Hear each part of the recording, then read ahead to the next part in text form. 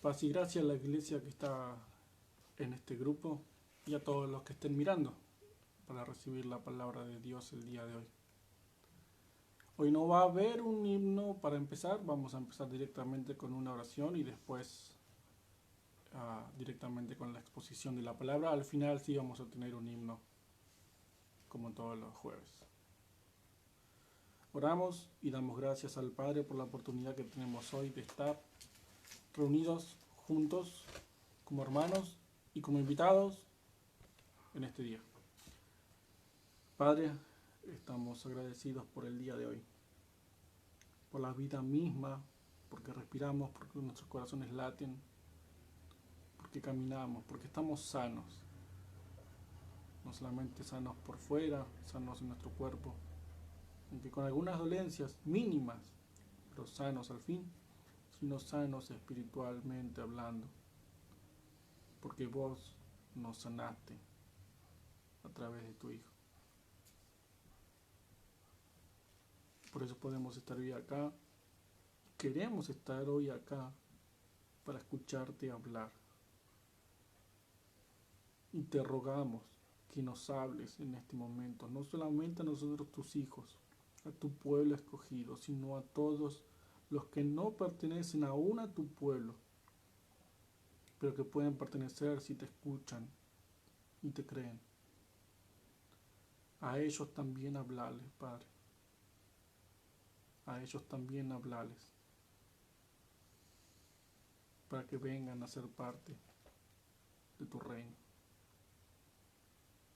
Gracias te damos y que todo esto que suceda al día de hoy, que la palabra expuesta sea la verdad, que tu Espíritu sea el que habla y todo para tu gloria, todo para la exaltación de tu nombre, todo para vos y por vos. En el nombre de tu Hijo, nuestro Señor Jesucristo en la cruz. Amén. Muy bien, entonces hoy vamos a empezar, o vamos a continuar, mejor dicho, con la doctrina de la expiación limitada. Vamos a ver la tercera parte.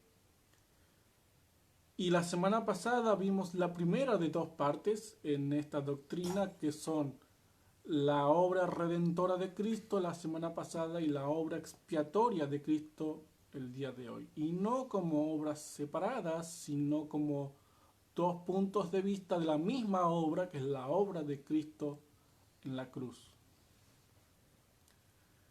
Y vamos a hablar entonces hoy de la expiación.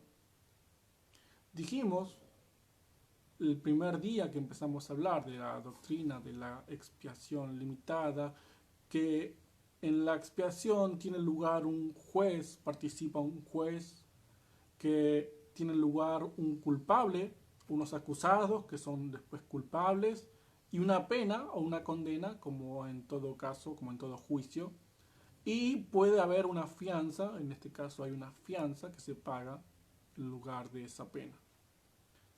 Y para hablar de la obra expiatoria de Cristo voy a hacer uso de un pasaje de la porción de la Biblia que más y mejor habla de esta obra expiatoria de Cristo, que es Isaías capítulo 53. Este capítulo ya lo vimos cuando vimos el libro de Isaías, y voy a utilizar en particular el versículo 6 y solamente el versículo 6 para hablar de la obra expiatoria de Cristo, que dice así: Isaías 53:6. Todos nosotros nos descarriamos como ovejas, cada cual se apartó por su camino, mas el Señor cargó en él el pecado de todos nosotros. Y en este pasaje, en Isaías 53:6, vamos a ver al juez, vamos a ver a los culpables y vamos a ver la condena y la fianza. Y de esta manera, por medio de este pasaje, entender la obra expiatoria de Cristo en la cruz. En primer lugar, tenemos entonces al juez. ¿Dónde está? Dice, mas el Señor cargó en el Señor de la Reina Valera. Y este Jehová se está refiriendo a Dios, y específicamente a Dios el Padre, porque el capítulo 53 de Isaías se refiere al siervo sufrido, que es una figura de Cristo, un tipo de Cristo, es decir, una sombra o una representación en el Antiguo Testamento de Cristo, y Jehová en este caso es el que lo manda a hacer esta obra, a cumplir su voluntad, que es como dicen en el Nuevo Testamento, que Dios envió a su Hijo para morir por nosotros. Entonces Jehová en este caso, en el versículo 6, es Dios, específicamente Dios el Padre, de quien es la idea de la salvación. Entonces el juez es el Señor. En Isaías 53, 6 lo vemos. ¿Y qué dice del juez la palabra? Salmos capítulo 7, versículo 11. Dios es juez justo y Dios está airado contra el impío todos los días. Dios el Padre, es el juez, y el juez significa autoridad. Juez es el que determina si el acusado es culpable o inocente, y además el que determina cuál es la condena justa o cuál es la condena que debe pagar el que él determinó que es culpable por sus delitos. Y no solamente es la autoridad, sino que dice que el juez es un juez justo, y tal como lo dice él mismo, Dios mismo se describe a sí mismo en el capítulo 34 de Éxodo, hablándole a Moisés, que de ningún modo tendrá por inocente al culpable. Dios es justo, de ninguna manera corrompe esa justicia. Es un juez incorruptible, un juez insobornable, un juez inviolable, implacable, porque de ningún modo tiene por inocente al culpable, de ningún modo llama bueno lo malo y malo a lo bueno. Ese juez justo es Dios. Y Dios, continúa Salmo 7:11, está airado, es decir, enojado, colérico contra el impío. Y está airado ¿por qué? Segunda de Reyes, capítulo 21, versículo 15, por cuanto han hecho lo malo ante mis ojos. Este verso se refiere primero a los israelitas, pero nos da a entender o nos habla del carácter de Dios. ¿Qué es lo que lo provoca ira? Hacer lo malo, o que haga la gente lo malo delante de sus ojos. Eso es lo que lo provoca ira. Y si Dios está airado contra el impío, es porque el impío hace lo malo delante de Dios todos los días. ¿Y el impío quién es? El impío es el injusto, el impío es el incrédulo o el insensato o los inicuos, los que hacen iniquidad, como dice el Salmo 5, versículo 5. Los insensatos, los que hacen iniquidad, que dice el mismo Salmo, no estarán delante de ti. Aborreces a todo aquel que hace iniquidad. La ira de Dios sobre estas personas es una ira de aborrecimiento, una ira de completo rechazo por estas personas que lo provocan a ira constantemente. Y Dios es un juez justo, y si estas personas van contra el juez, claramente van a estar condenados.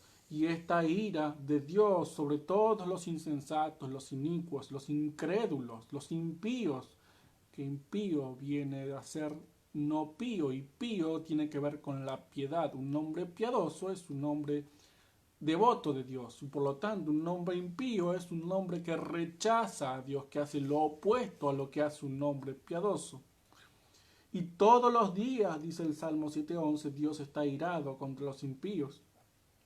Y el mismo capítulo de Segunda de Reyes 21:15 nos dice, o le dice Dios a su pueblo, desde el día que salieron de Egipto.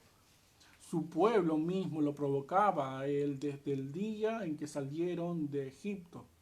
Y para toda la humanidad, así como tomamos el carácter de Dios de este versículo, ese punto de partida que puso para con su pueblo, está también en el mundo, y el punto de partida de la provocación a ira por parte de los impíos a Dios está en Génesis capítulo 3, versículo 6. Cuando Eva toma el fruto, lo come, lo prueba, le gusta, le da a su marido, que en lugar de decir que no, apoya lo que hizo Eva, siendo él la cabeza de la mujer, y come del mismo fruto, y en ese momento todo fue en decadencia. El ser humano provoca a ira o hace lo malo delante del juez todos los días desde ese día. Y el juez está airado con ellos todos los días, porque todos los días hacen lo malo delante de sus ojos. ¿Qué significa esto? Que todos están condenados. Juan capítulo 3 versículos 18 y 19, el que no cree ya está condenado, dice, ya es condenado, por cuanto la luz vino al mundo y los hombres amaron más las tinieblas que la luz, porque la luz les muestra que sus obras son malas. Ya están condenados. Todos los que no creen en Cristo ya van camino a la condenación, porque la luz está en el mundo, el Espíritu Santo está obrando en el mundo, la palabra de Dios está en el mundo, y está la oportunidad para todos. Y ellos aman las tinieblas y no quieren venir a la luz. Y el juez determina que están condenados, y su ira está sobre ellos todos los días. Dios es el juez de todo el universo. Es un juez justo. Al que hace lo malo, al impío, lo condena. Dios es el juez. En segundo lugar tenemos entonces a los culpables. También está en Isaías 53:6, como empieza: todos nosotros nos descarriamos como ovejas, todos nosotros, y ese nosotros se refiere al pueblo de Dios. Recordamos cuando vimos Isaías 53 que esta porción había que leerla entendiendo que los que hablaban estas palabras eran judíos en el futuro, mirando hacia atrás a la crucifixión, reconociendo que hicieron mal, reconociendo que la culpa era de ellos, arrepintiéndose de lo que habían hecho como judíos con su propio Mesías que Dios les había prometido y encima les mandó, tal como lo prometió. Por lo tanto, nosotros se refiere en este contexto a judíos, es decir, al pueblo de Dios. Pero el pueblo de Dios, a partir de la muerte de Cristo, no solamente era de judíos, como lo dice Efesios capítulo 2, versículo 14, Cristo con su muerte, con su sacrificio, derribó la pared que había entre judíos y gentiles y de ambos pueblos hizo uno solo. Es decir, ahora sigue habiendo un único pueblo escogido de Dios, pero ya no es solamente de judíos, sino de judíos y gentiles creyentes en Cristo. Y nosotros, que en Isaías 53, en ese contexto, era de los judíos, ahora nos incluye a nosotros. Y podemos decir, tal como dijeron ellos, o como dirían ellos, todos nosotros mismos, nos descarriamos como ovejas. Todos nosotros. Como la oveja de Lucas capítulo 15, versículo 4, que también vimos. Una oveja descarriada, una oveja perdida, una oveja que fue por su propio camino, una oveja que se apartó del rebaño. Y como ovejas, como lo vimos en capítulo 15 de Lucas, también hijos pródigos. Y esa es la mejor representación de lo culpables que éramos. Habiendo tomado el Hijo todo lo que el Padre le había dado, se fue a vivir perdidamente, lejos de su Padre, y lo dice la parábola, lejos, se fue lejos, y tomó todo lo del Padre, todo lo que Dios le había dado, todo lo que el Padre le había dado, y lo desperdició. Y lo más preciado que Él nos dio y nos da todos los días es la vida. Y desperdiciar la vida fue lo peor que hicimos. Cada minuto, cada hora, cada mes, cada año que pasamos lejos de Dios fue un desperdicio de esa vida que Él nos había dado y que nos da. Y cada día que pasaba éramos culpables de provocarlo a ira. Así como este hijo que reconoció el hijo mayor, que le demostró al padre, le dijo, él es culpable. Él desperdició todo lo que le diste. Él hizo todo mal, es culpable, le dijo. Y tenía razón, era culpable. Aunque el padre decidió tomarlo de otra manera. Y así nosotros éramos culpables. Todos nosotros, dice Isaías 53:6. Nosotros, el pueblo escogido de Dios, éramos las ovejas descarriadas, los hijos pródigos, desperdiciando la vida que nos había dado el Padre. Y éramos culpables por eso. Lo hacíamos porque queríamos y lo disfrutábamos. Entonces Dios es el juez y nosotros éramos los culpables. A sus ojos éramos culpables porque estábamos haciendo lo malo delante de sus ojos todos los días. Éramos culpables. No lo olviden, eran culpables. Y en tercer lugar tenemos entonces la pena o la condenación por esta culpabilidad, porque si determinamos que éramos culpables, por lo tanto merecíamos, o era justo, o es obvio que por una culpabilidad deviene una condena, deviene una pena. Y dice, Isaías 53:6, termina diciendo, el Señor cargó en él el pecado de todos nosotros. El pecado es la razón que nos condena. El pecado es por lo que fuimos acusados y por lo que el mundo es acusado. Y sabemos que la paga del pecado es la muerte. Esa es la condenación. Tenemos al juez que determina qué es lo justo y lo injusto. Pecar contra él es injusto, por lo tanto merece condena, y la condena es la muerte. Es así de sencillo. Y el pecado era de nosotros, como dijimos, de su pueblo, que Dios, el Señor, cargó en él, como dice Primera de Pedro, capítulo 2, versículo 24, en su cuerpo llevó Cristo nuestros pecados.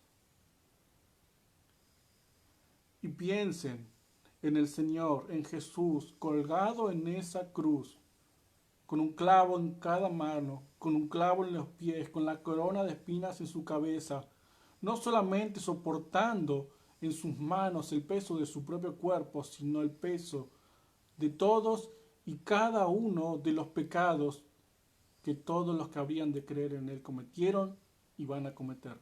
Tus pecados estaban sobre su cuerpo, mis pecados estaban sobre su cuerpo. Imagínense y piensen en el peso de todos sus pecados en su cuerpo colgado en esa cruz. Él cargó con el peso completo del pecado en su cuerpo.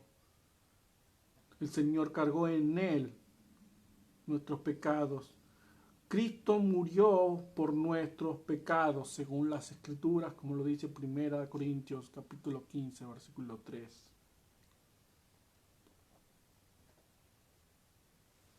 Porque la paga del pecado es la muerte, tal como lo dice también Santiago 1:15, que lo dice de otra manera, que el pecado, siendo consumado, da a luz la muerte. Pero nos queda claro que el pecado lleva a la muerte. Siempre el pecado lleva a la muerte porque es lo que Dios determinó desde el principio. El día que de él comieres, ciertamente morirás. Desde el principio el pecado fue igual a la muerte.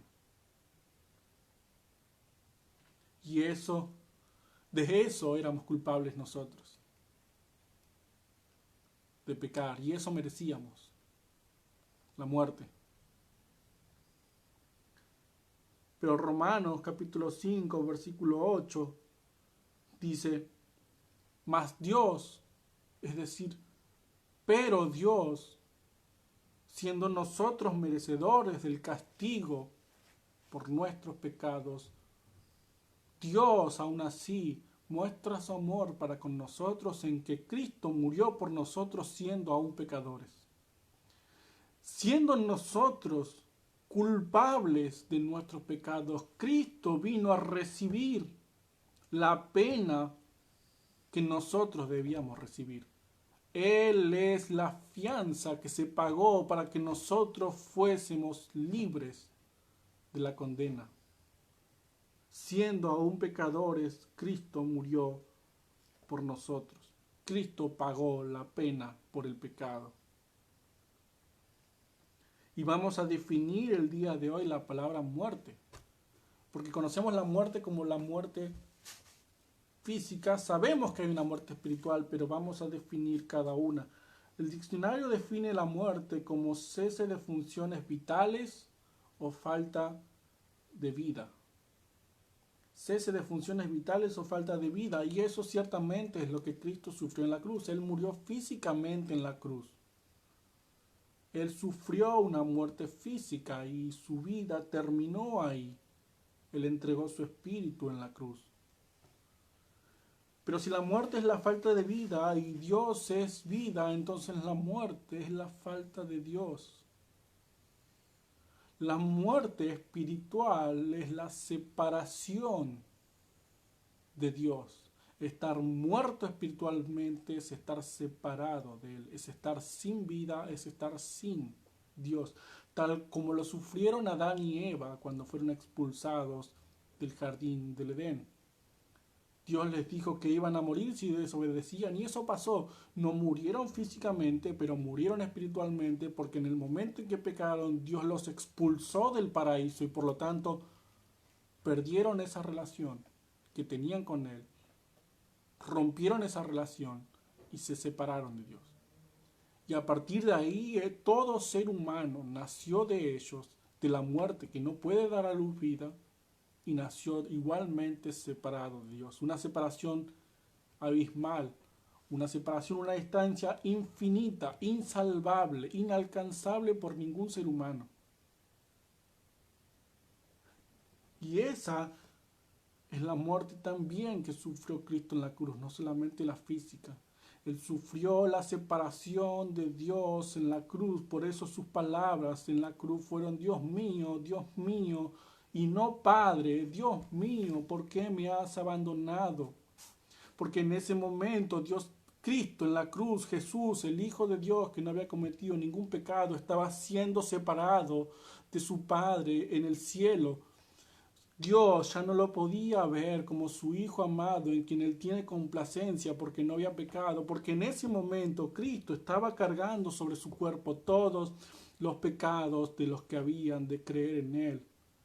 Por lo tanto, Él sufrió la separación de Dios, Él sufrió esa condenación de muerte que nos correspondía a nosotros, muerte física y muerte espiritual. Fue arrancado de la presencia del Padre en esa cruz. El infierno, el lago que describe el libro de Apocalipsis, es llamado la segunda muerte. La primera muerte es la física y la segunda muerte es la muerte espiritual eterna. La condenación por los pecados es una separación eterna de Dios. Eterna. Y lo que Cristo sufrió en esa cruz fue el infierno mismo. Él estuvo en el infierno, en esa cruz, sufriendo la condenación por tus pecados, separado de Dios en ese momento, siendo Él el Hijo de Dios.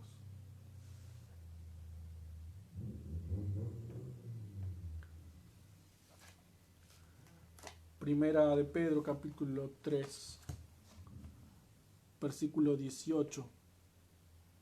Porque también Cristo padeció una sola vez por los pecados, el justo por los injustos, para llevarnos a Dios, siendo vivificado en el Espíritu. El justo por los injustos. Él no había hecho nada que mereciera nosotros castigo. Él fue castigado por nuestros pecados. El justo por los injustos. O como lo dice 2 Corintios capítulo 5 versículo 21, al que no conoció pecado, por nosotros lo hizo pecado, para que nosotros fuésemos hechos justicia de Dios en él. Al que no conoció, al que no cometió, al que ni siquiera pensó en algún momento de su vida en el pecado, por nosotros, en nuestro lugar, fue hecho pecado, fue visto como pecado, no como pecador, como afirman algunos que dicen que Cristo en el último momento en la cruz fue visto como un pecador y por eso fue condenado. No, eso es blasfemia. Cristo no fue nunca pecador ni visto como pecador, sino como si hubiese pecado, aunque no pecó, para que nosotros fuésemos hechos justicia, es decir, en la corte. Él fue declarado culpable en nuestro lugar y nosotros fuimos declarados inocentes, porque Él se llevó la condena sobre sí mismo. Inocentes. Somos inmerecidamente inocentes. Inocentes porque Él fue visto como culpable, aunque no nunca conoció pecado.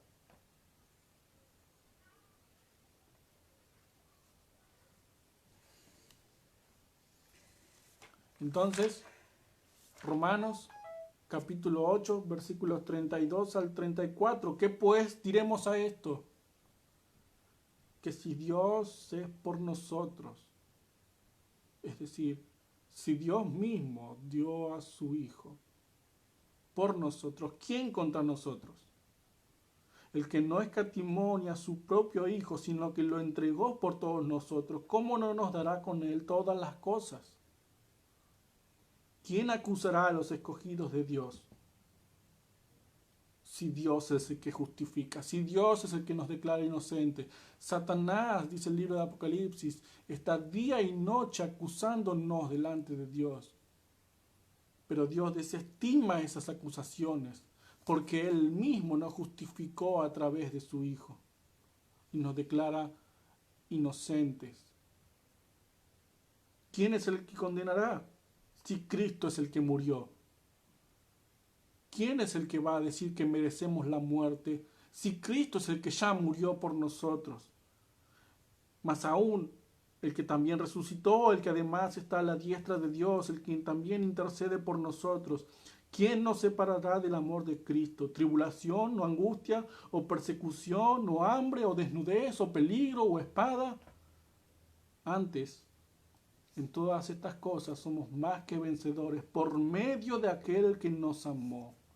Por lo cual estoy seguro que ni la muerte, ni la vida, ni ángeles, ni principados, ni potestades, ni lo presente, ni lo porvenir, ni lo alto, ni lo profundo, ni ninguna otra cosa creada nos podrá separar del amor de Dios que es en Cristo Jesús, Señor nuestro. Porque como empieza el capítulo 8 de Romanos, no hay ninguna condenación para los que están en Cristo Jesús. Y que nadie, nunca nadie les diga lo contrario. Si Dios te perdonó, si el juez te declaró inocente por medio de la fianza que pagó su Hijo con su propia muerte, Si Él te declaró inocente, nadie te puede juzgar como lo contrario. Somos inocentes, inmerecidamente, pero inocentes. Porque Él expió nuestros pecados, es decir, Él pagó nuestros pecados.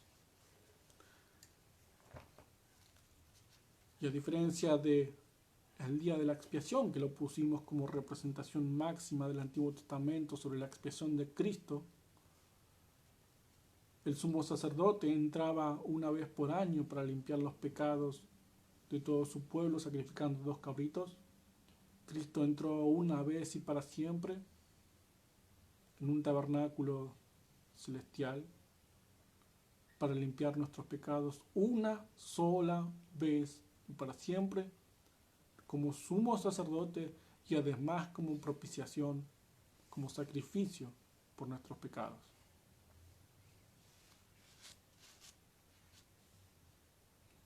Y para terminar voy a leer algunos versículos del Salmo 62,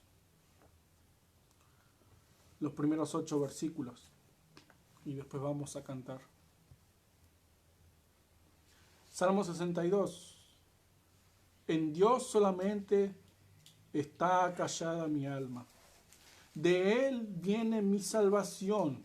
Él solamente es mi roca y mi salvación. Es mi refugio, no resbalaré mucho.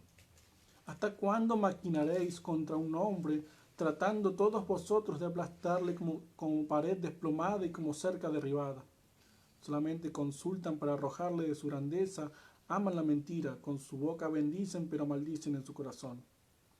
Alma mía, en Dios reposa solamente, porque de Él es mi esperanza. Él solamente es mi roca y mi salvación, es mi refugio, no resbalaré. En Dios está mi salvación y mi gloria, en Dios está mi roca fuerte y mi refugio. Esperad en Él en todo tiempo, oh pueblos, derramad delante de Él vuestro corazón. Dios es vuestro refugio. Amén. Cantamos entonces ahora para reconocer lo que hizo Él en la cruz, a Cristo coronar.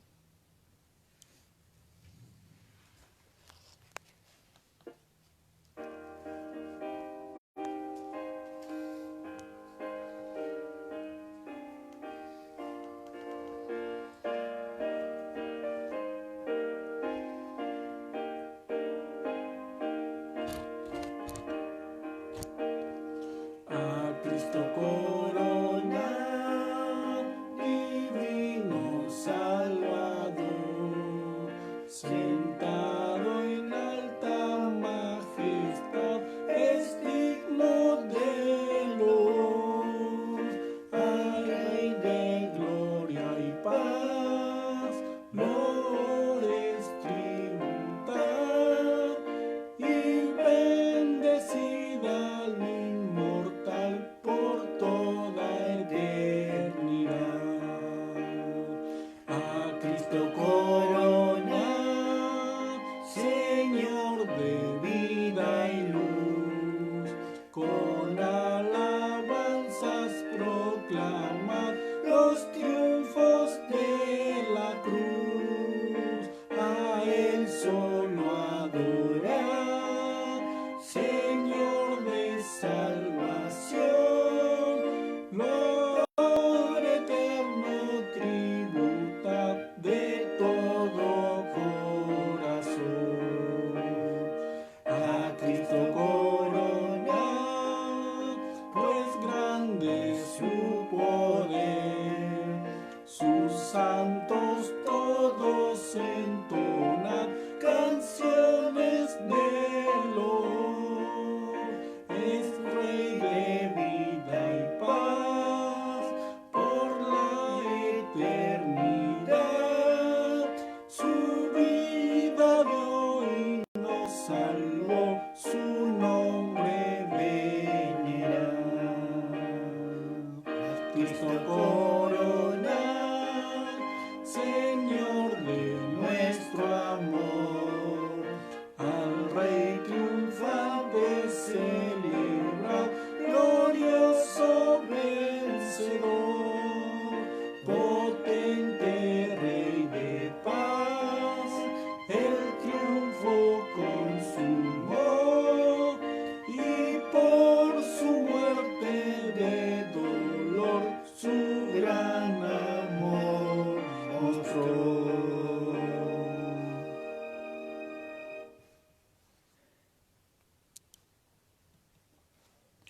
Oramos y otra vez damos gracias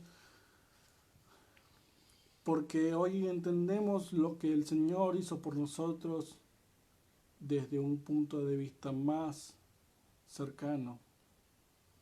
Desde más cerca pudimos ver esa cruz.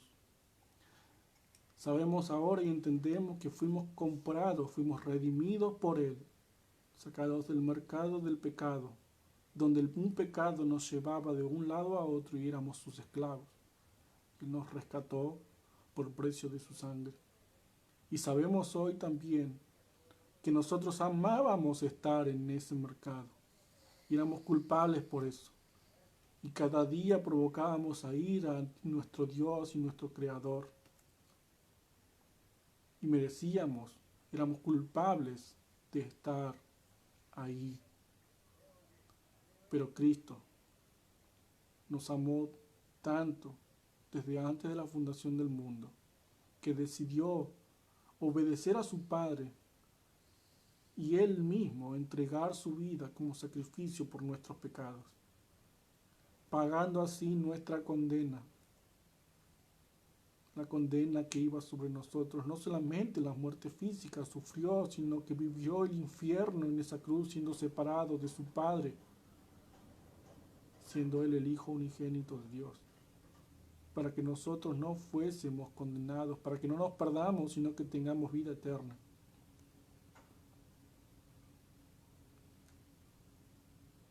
Entendamos esto, que Dios Padre nos haga entender esto. Y vivamos así, reconociéndolo todos los días. Señor, que este mensaje se divulgue, que tu palabra recorra y cumpla tu voluntad, porque no vuelva a vos vacía, sino que cumple todo el propósito por el cual la mandás. Esperamos en vos, porque tu voluntad es agradable y perfecta.